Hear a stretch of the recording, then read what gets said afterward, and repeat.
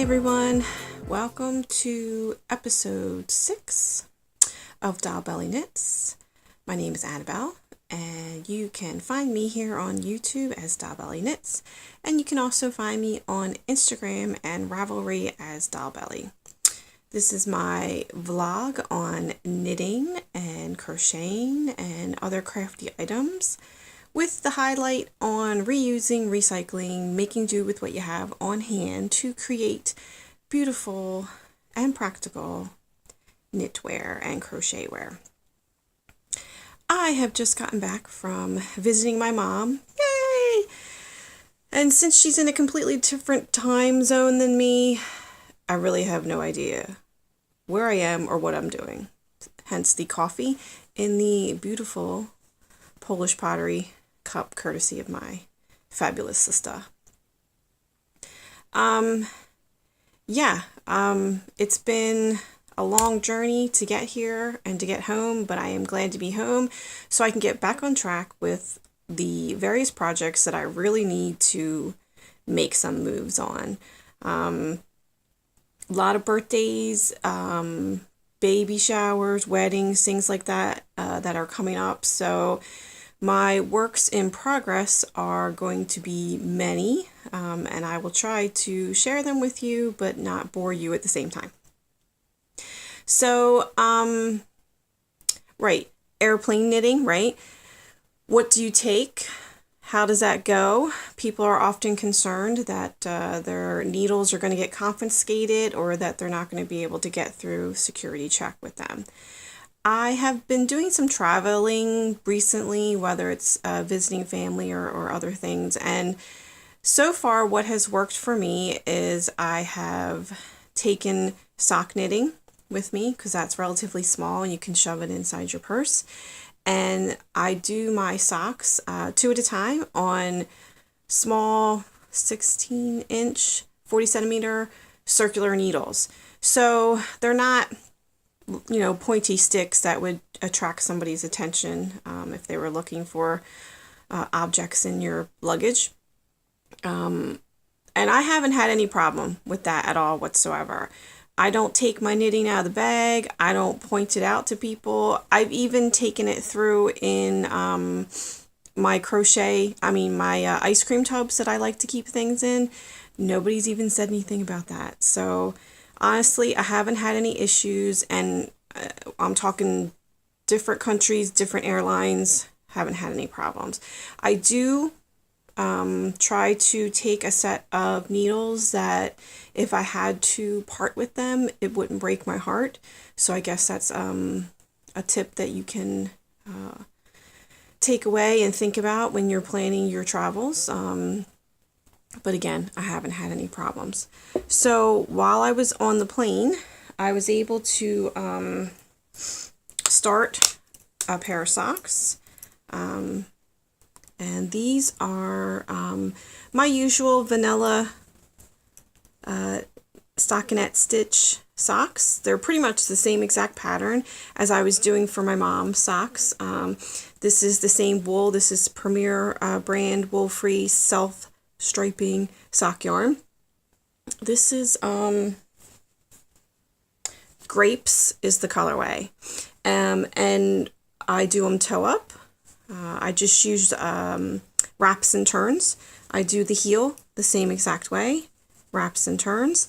And then actually what I've been doing lately, which I don't think you can really tell because of the speckling that's going on, is I've been doing a twisted 1x1 for the cuff.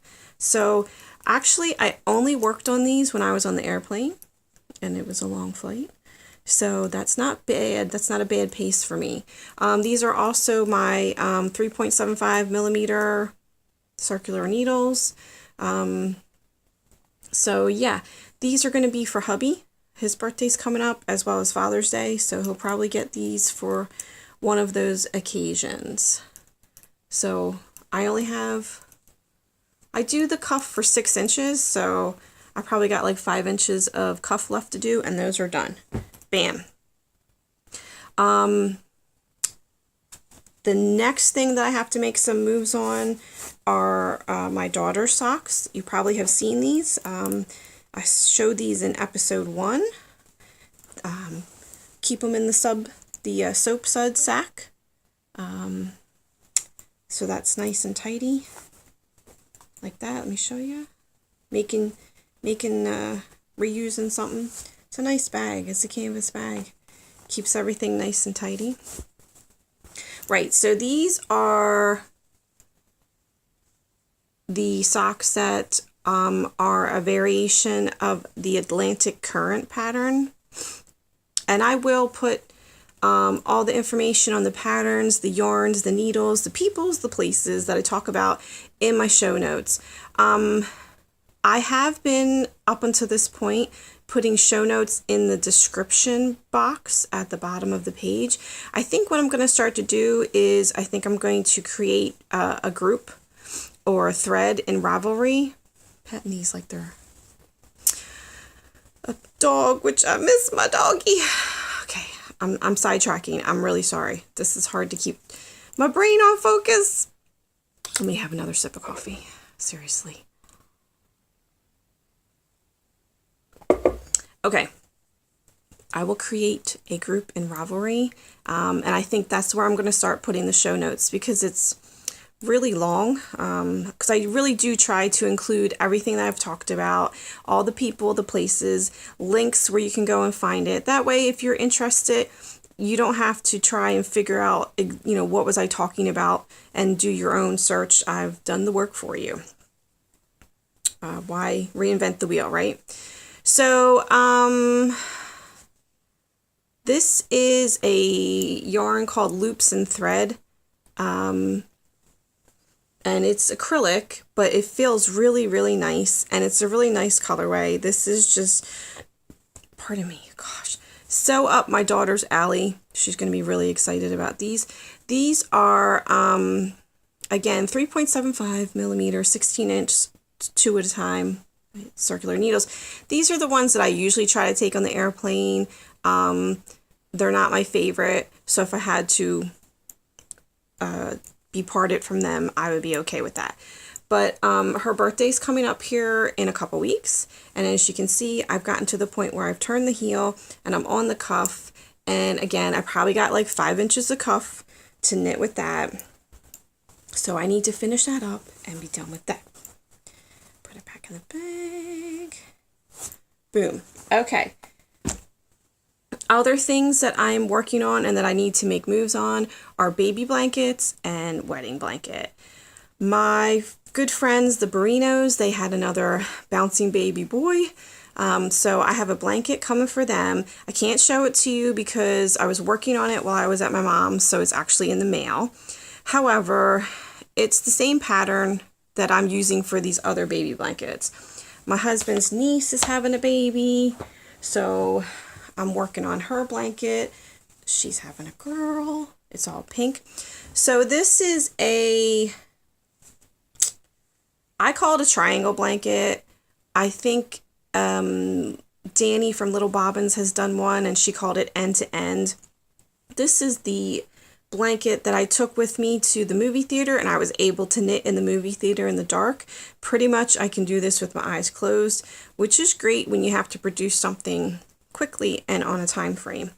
I also like it because although the pattern is meant to be started at a tip and worked out and then in, which would make a square, you can start decreasing on one side before you decrease on another and make it rectangular, which is what I'm doing for this baby blanket. I know you can't really see because I end up covering up the entire camera if I hold it up, but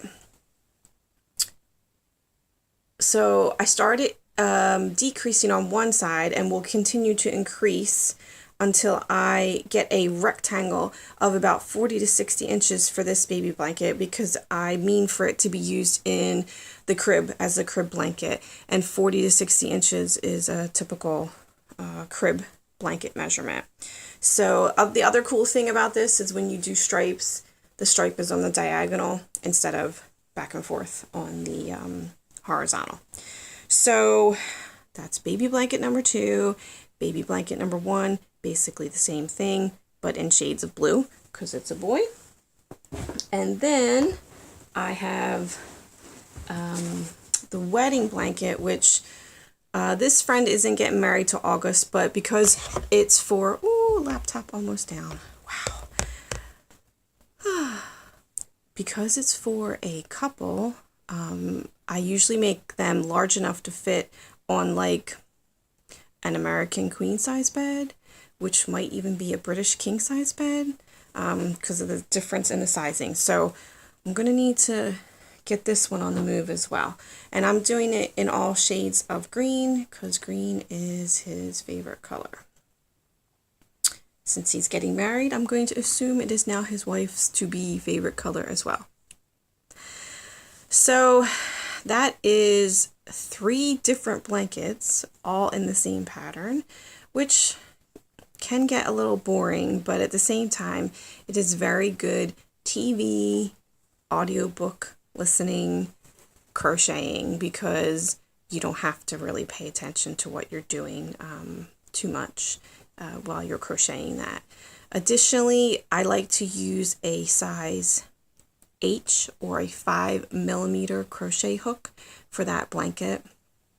What that does is it makes a fabric that is,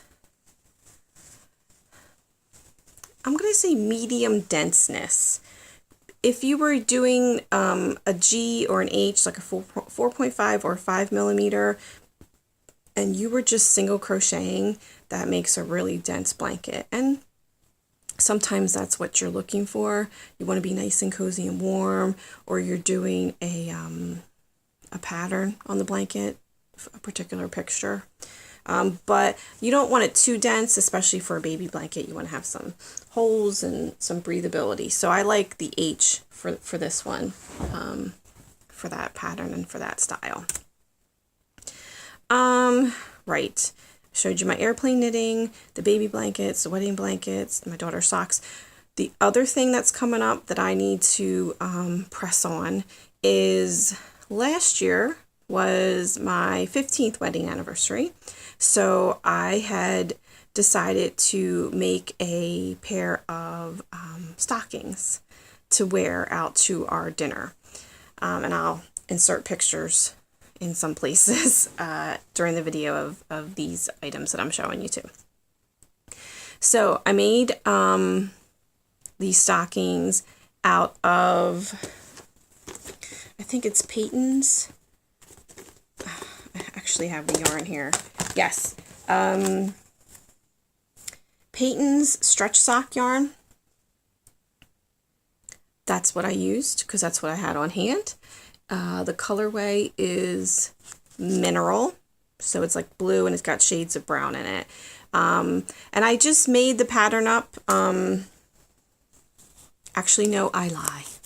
I used a free pattern off of the web. I think Nicole Cormier was the name of the author of that pattern. However, I altered it because hers was completely crochet with a very small needle, like an F, like a 4mm. But what I did was I knitted the toes and the cuff using the 3.75mm needles that I normally do. So I did my usual short row, wrap and turns. Well, that is short row, but you say short row, people think German short row. And I don't do that because I really don't see the difference between the German short row and the wrap and turn. I kind of think it's the same thing. People tell me it's not. I've watched several videos on this. I think it's the same thing. But, so I knitted them. I knitted the heel and the toes. And then I followed the pattern as best I could. I had to change some of the dimensions. And I made the stockings to be thigh high. So they did go up. And I had to increase the number of rounds to accommodate my muscular thigh. And Yeah, so you'll see a picture, and that was great, and it worked out great. And I wore them with a pair of like a denim skirts, and I have like these brown shoes, so it was all color coordinating, matchy matchy. We had a great time. I was very pleased. So I figured this year I would make a set of knickers to match. So I'm using the same yarn, and here's the front. It's this nice lace pattern. Oh, you can see the lace pattern here. The speckledness of the yarn does kind of hide the pattern a little bit, but I wanted it to be a matching set, so it is what it is. This I am using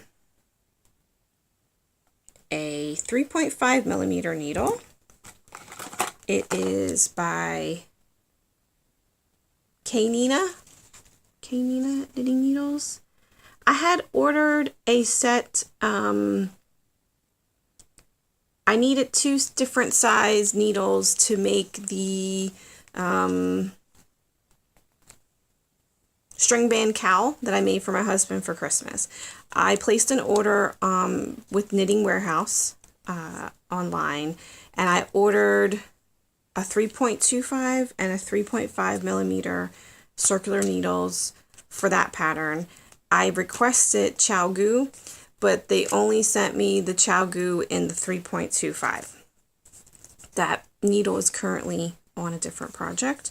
But anyway, they sent me this, and I was like, fine, I don't have time, because they didn't have the 3.5. I wasn't messing around with it and trying to return it or do any of that other business. Interestingly, though, this needle is where the join is. It says it on the package. It is a rotary cable join. So the needle itself actually spins. So that's interesting and different. I don't know if it's doing me any favors for this particular pattern, since I'm working it flat, and then it will be joined at the crotch shot. And then up the side, you put ribbon up the side. This is also a pattern that's free online, and I'll put the link to that in the show notes. And you can also check these out on my Ravelry page. Doll Belly is my handle on Ravelry. So I'm pretty good about keeping notes and in there. So you'll be able to find all the information in that there. So our anniversary is coming up, so I need to finish those and get them done. Yeah, so that's pretty interesting. At least I think so. I hope my husband thinks so. Yeah. Oh, hang on.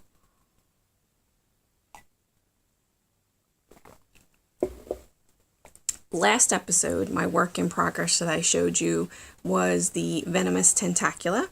That is the project that has my ChaiGoo 3.25 millimeter needle, which I used in particular with that pattern because I just wanted to use the needle. The pattern calls for a larger needle, at least like a 4 millimeter, but I really wanted to use that needle. I did a swatch and it was the correct size, so I think that's going to work out. But I obviously haven't touched that since the last time I recorded, because I went away on vacation and I didn't want to take that with me, not willing to lose the ChaiGoo needles on an airplane in the security line. So that's been off to the side. Other project that has been off to the side is the design that I'm creating with the reclaimed wool. If you haven't seen those episodes 3 and 4, there's the entire process detailed on how I reclaimed wool from a sweater that I got at a charity shop. So head on over there to those episodes so you can see how I did that.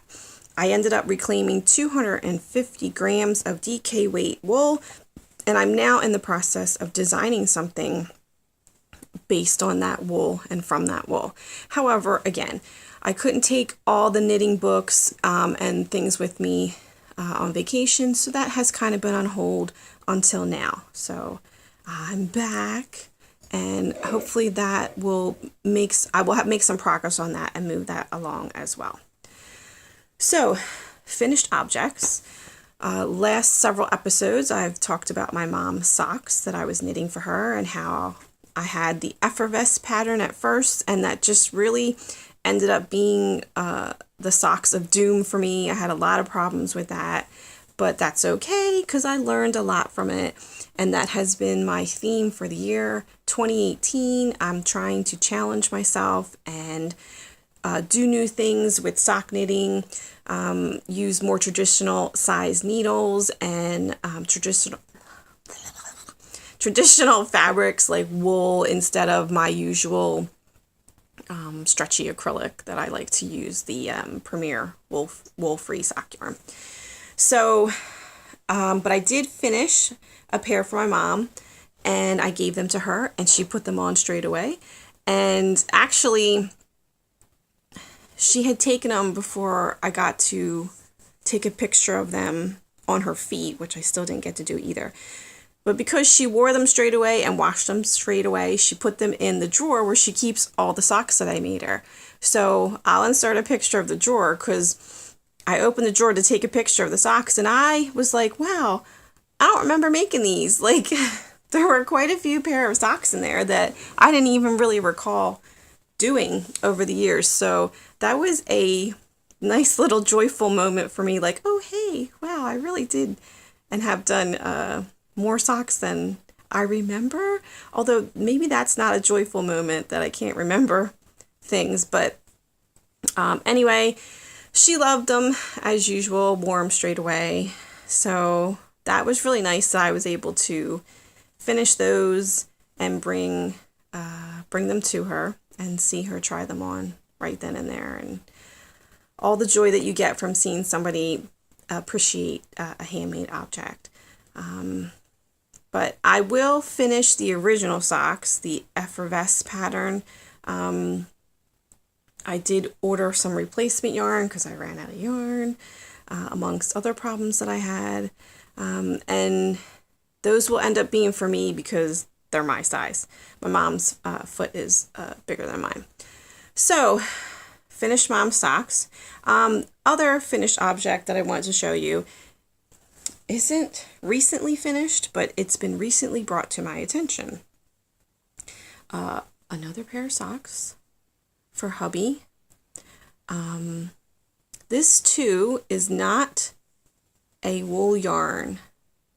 This is another loops and thread yarn. It's called Woolike. Not Woolike. I made these for my husband in 2014, according to my notes in Ravelry.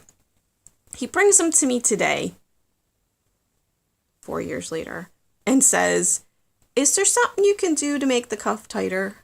Because, you know, it's kind of loose. Okay. 4 years, buddy. Okay. So I probably will just pull back the cuff and make it tighter.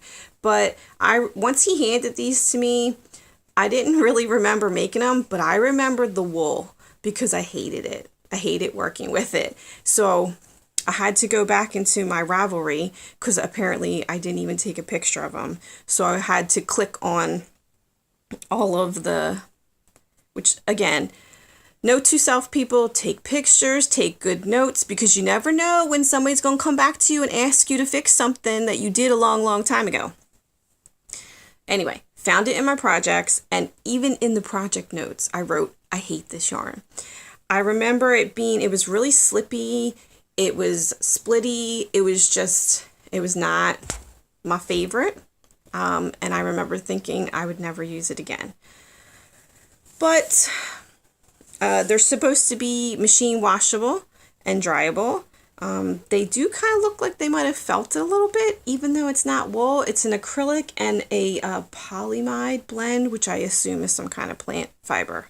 But they do look a little felted on the bottom and a little fuzzy, and like especially in the heel section, it looks like some of the stitches had felted together. So I don't know, but I'm showing it as a finished object, although you'll probably see it again when I actually redo it and refinish it so that they will fit him a little bit better. This is, I think this is 64 stitches on the 3.75 millimeter needles. So what I will do is I'll probably take it out so that it's 46 stitches, which is drastic. However, that is currently how I make his socks, that I use 52 stitches to start with on 3.75 millimeter needles, and then I do work the toe and I do decrease to 46 stitches. I might even make it 44 stitches for the cuff.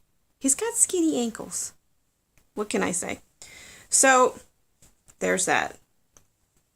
It's a nice color blue though. I think it's called Denim is the shade, but I wouldn't recommend it, to be honest. And I hate saying that, but it's the truth.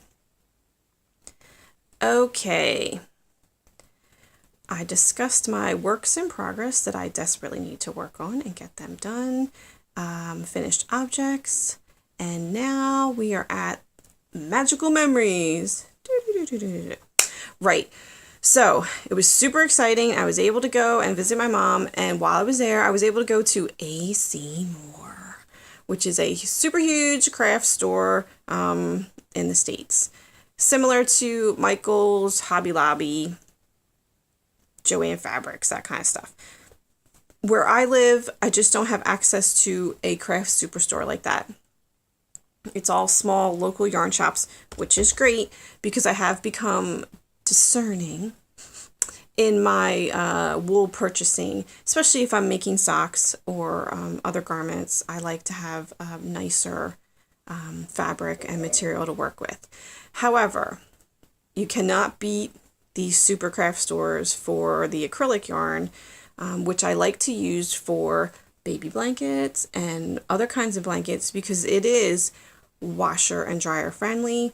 It will take a beating and keep on ticking. Take a licking and keep on ticking, yeah. So I like to use that. And then, of course, you can get every color under the sun. And there's just these walls and rows and aisles and racks of, yarn.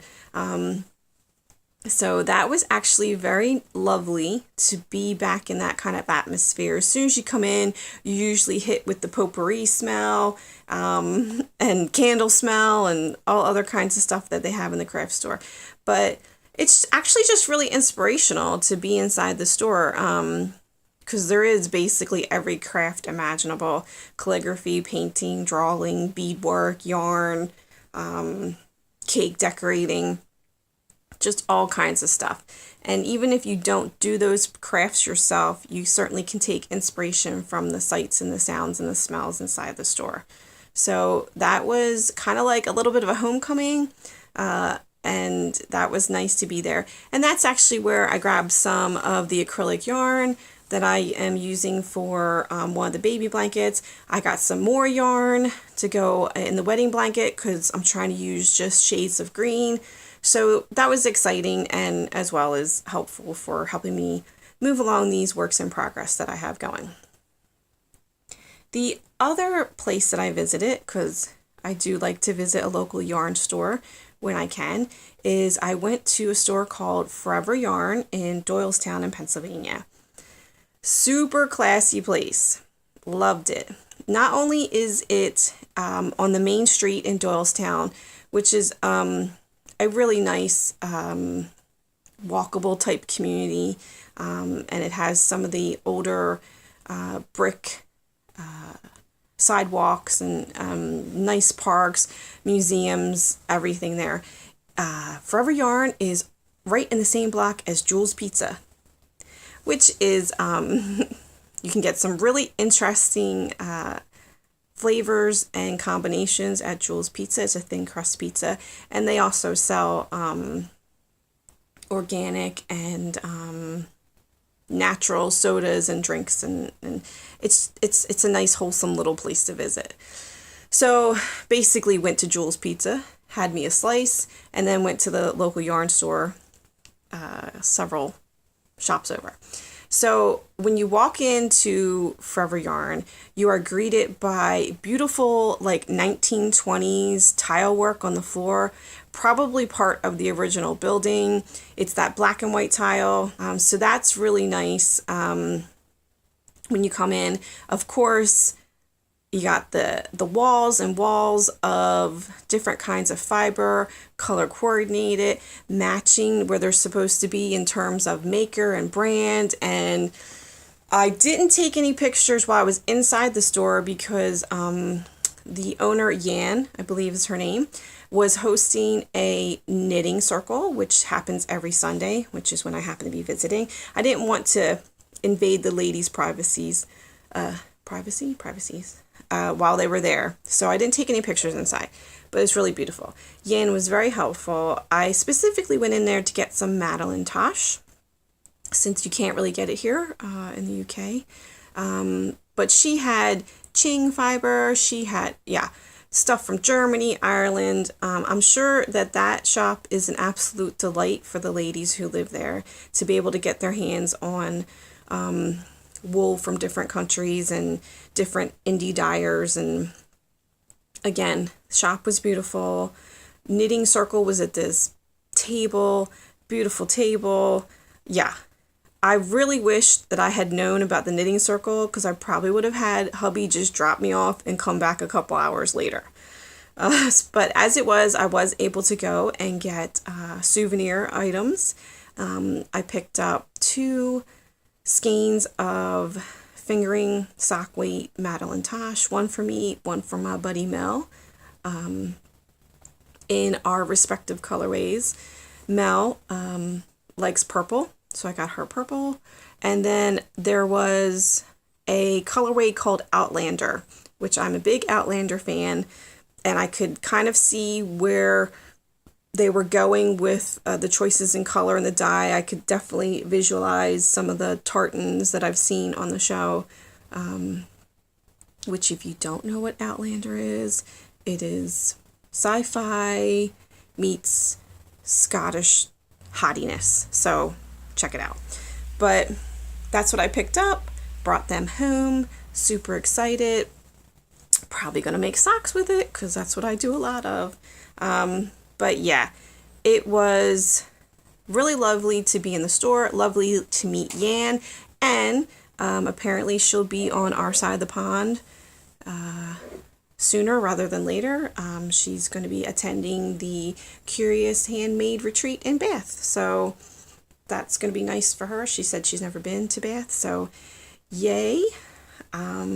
Enjoy your time in the country.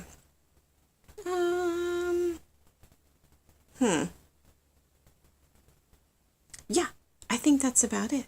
So, oh God. Hopefully I will adjust to the time zone very soon. Gonna drink some more coffee. Gonna have to go wake up a child who's still sleeping. Need to go get my dog from the kennel. Yay! And yeah, I'm gonna try to tuck in and start working on these works in progress, and hopefully in the next episode I will be able to show you several finished objects because I need to meet these deadlines. So until then, I hope you have lots of happy knitting, that you're making magical memories of your own, and I will see you next time on the next episode of Doll Belly Knits.